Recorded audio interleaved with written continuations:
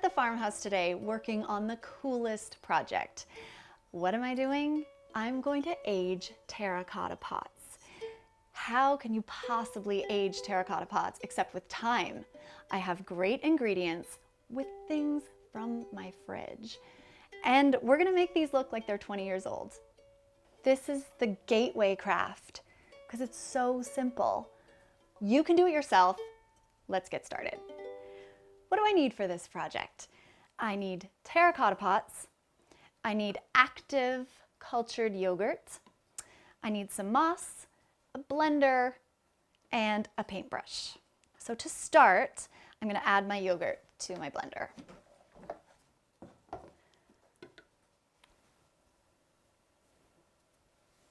The lovely thing about yogurt, or the reason we need yogurt, is because it's essentially alive.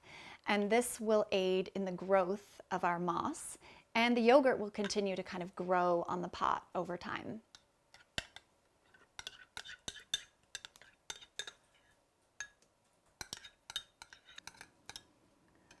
Save yourself a scoop.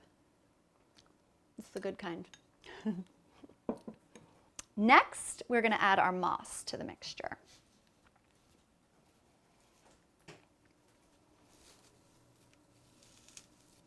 I'm just breaking it up. I'm now going to pulse this mixture and check out the consistency.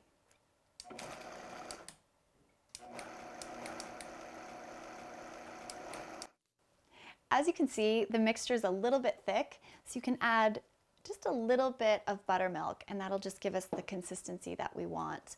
Kind of like melted ice cream.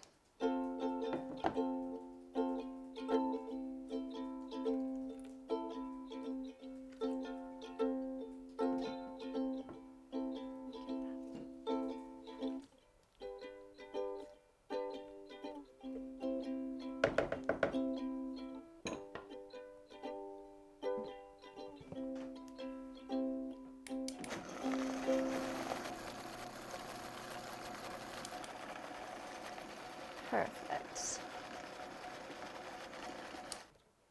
What's for dinner, honey? Oh, just a little moss mixture I whipped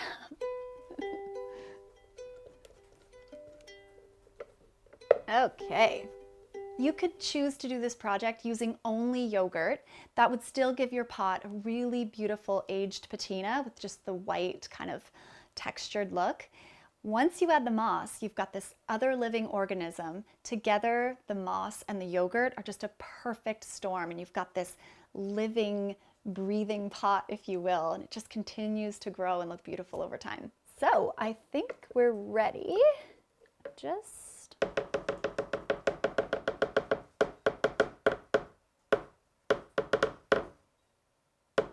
PSA. I don't like faux anything. Everybody who knows me knows that when I decorate, I'm not a fan of the faux projects. This is not faux. Faux show. This is not faux. This is just speeding along a natural process. The only place I like faux is in my eyelashes or my noodles. Here we go. I've pre-soaked my terracotta pot. Terracotta is very porous. So this essentially opens up the pores of the clay and makes it easier to absorb all of these incredible ingredients. Perfect. It actually smells really, really good. Could probably serve this for an afternoon snack. Nobody would know. Here we go. I'm trying to mimic what would happen naturally in nature. Maybe there was an area that was exposed more to the wind and the rain, and so it would have a heavier concentration of moss. It doesn't have to be entirely covered. You also want to limit the amount of brush strokes that you see. So as an example, you don't want to do this. You kind of want to drag the brush along.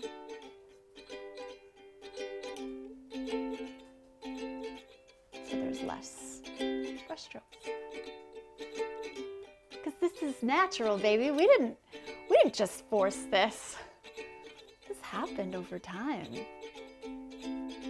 I am a collector of garden magazines, and I think I first saw this, gosh, I was 19 and I was a garden nerd and hoarding magazines and always sort of dog-earing the pages that I loved the most. And I remember coming upon this and just falling in love with the idea of getting this beautiful patina on something that would otherwise take me a year or two. So this was just a really cool way to speed up the process and have these beautiful aged pots looking like something out of a Tuscan dream. I love anything antique, so for me, this process just makes them look like they're 100 years old. I'm also going to paint a little bit around the top edge so that it doesn't just abruptly end. We want authenticity, and so nature wouldn't just stop at the edge. I'm really happy with this.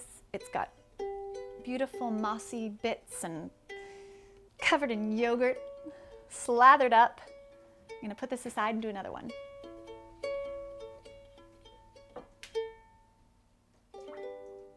This one I'm gonna paint up using only the yogurt.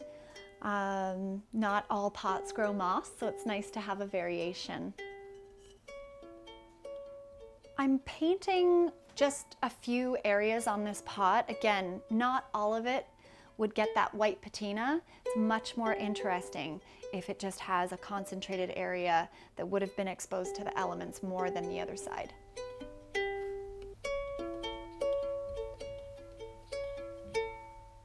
I'm happy with that.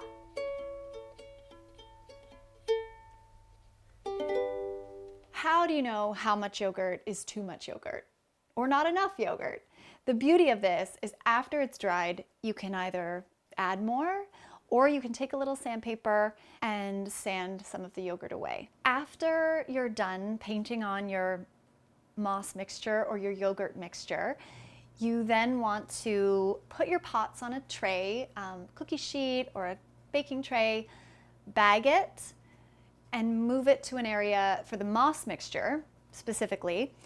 You want to put that pot in a warm, dark, moist place. That essentially is going to create this lovely little ecosystem to grow the moss onto the pot. For your pot that's covered only in the yogurt mixture, that can be placed in a dry, cool spot. The shed is perfect if it's still cool enough, and you should have that patina kind of develop over a couple of weeks and you're ready to plant. It definitely makes me feel like I'm in a Tuscan villa, sipping a cappuccino, eating a bowl of spaghetti. I'm so beautiful. I'm so natural. This just happened to me. I woke up like this. Oh, natural. Who, me? Who, me? This is all me, baby. This is all real. No faux here.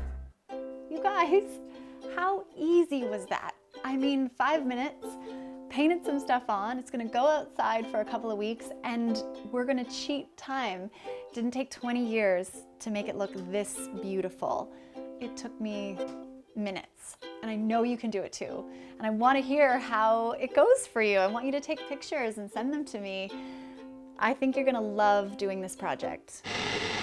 Once you've put your moss yogurt mixture pot on a tray, bagged it, you want to move that somewhere that is hot, wet, and moist.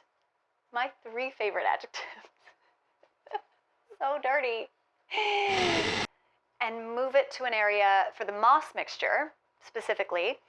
You want to put that pot in a warm, dark, moist place. The hotter, the wetter, the better. You wanna move your, I'm gonna go red.